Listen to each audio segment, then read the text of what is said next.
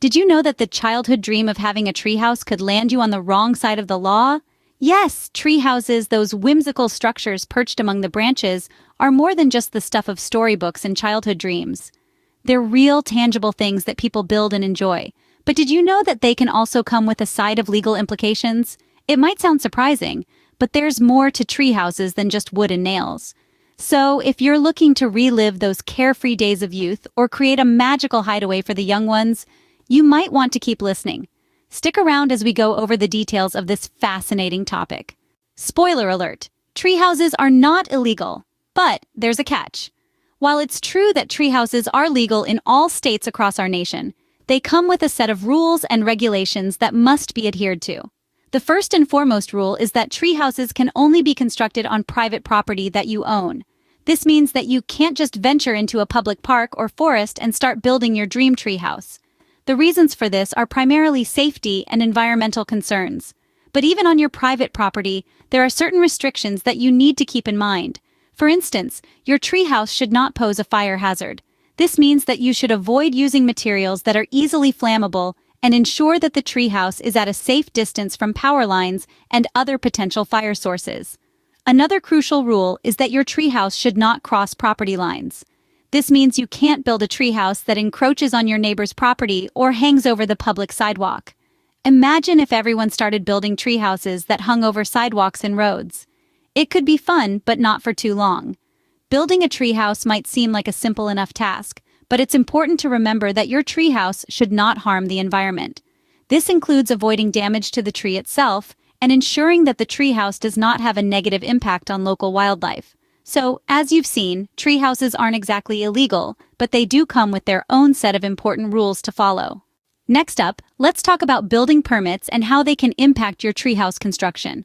Let's start with the obvious. If you're building a commercial treehouse, obtaining a permit isn't just advisable, it's a must. However, for residential treehouses, the decision isn't as clear-cut. You should be aware that there have been numerous cases where authorities required treehouse owners to dismantle their structures and even pay fines. On the flip side, some owners have successfully kept their treehouses through legal variances, though not without incurring significant legal expenses and time. So, what should you do? The first step is to contact your local township and inquire about permit requirements. You might be surprised to find out that rules vary widely. Some areas never require permits for kids' treehouses, while others always do. Often, the answer depends on specific factors like the size of the treehouse, its height, proximity to property lines, and whether it has electricity. Be ready to either adjust your plans to avoid needing a permit or to go through the process of submitting plans and paying fees. Now, let's explore some reasons why you might want to get a building permit.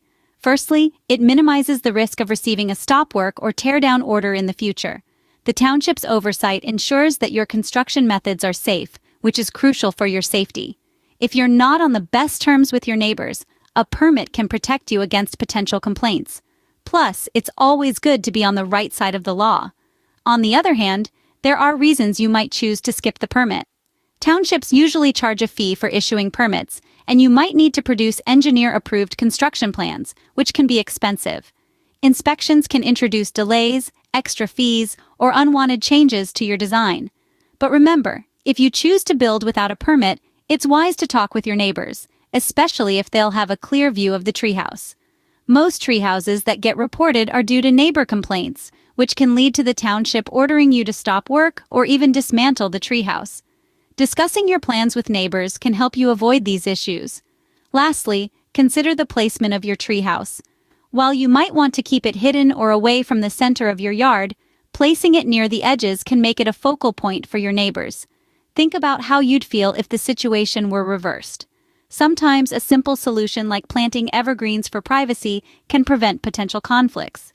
Treehouses are all about having fun, but don't forget, ignoring local laws and building codes could hit you with a big fine.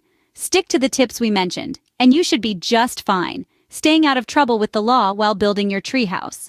If you enjoyed this video, please hit that like button and don't forget to subscribe for more awesome content.